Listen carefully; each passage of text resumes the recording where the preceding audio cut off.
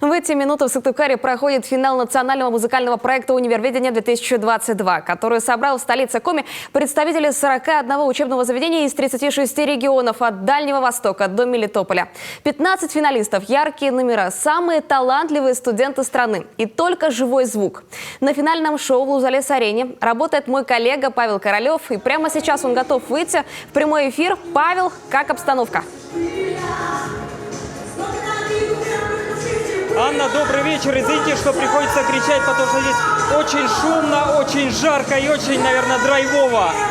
Сейчас основная программа конкурса уже прошла. 15 финалистов уже исполнили свои номера. И сейчас самая ответственная работа для жюри. Сейчас они решают, кто же станет победителем Универвидения. Ну а пока у нас есть возможность пообщаться с экспертами. Среди них Денис Жигальский. Денис, здравствуйте. Расскажите, пожалуйста, как вы оцениваете сегодняшнее шоу? Как вам обстановка? Добрый вечер. Ну, во-первых, я бы хотел сказать огромное спасибо, выразить благодарность Сыктывкарскому государственному университету за то, что вы создаете вокальное будущее нашей страны. Потому что такой уровень, который проходит у вас в городе, в нашей стране делают очень редко.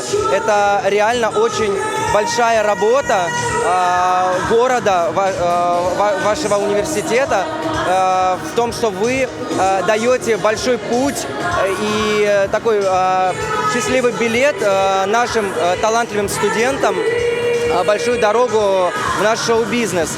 Вот. И сидя сегодня во время шоу, я поймал себя на мысли, что я нахожусь не на конкурсе, я нахожусь на шоу нашего федерального российского уровня. Это реально очень круто, то, что вы делаете. Спасибо большое вам.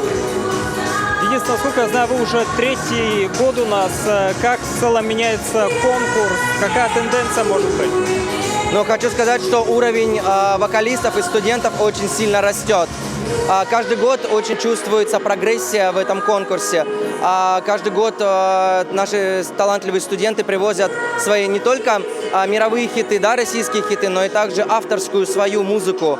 И это очень ценно и важно, что наши студенты проявляют себя уже как авторы, как вокалисты и дают новый продукт нашей стране. Реально круто, это, что это все происходит.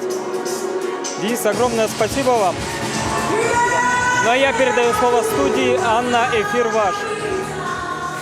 Павел, спасибо. Напомним, наш корреспондент работает прямо сейчас на финале национального музыкального проекта «Универвидение-2022».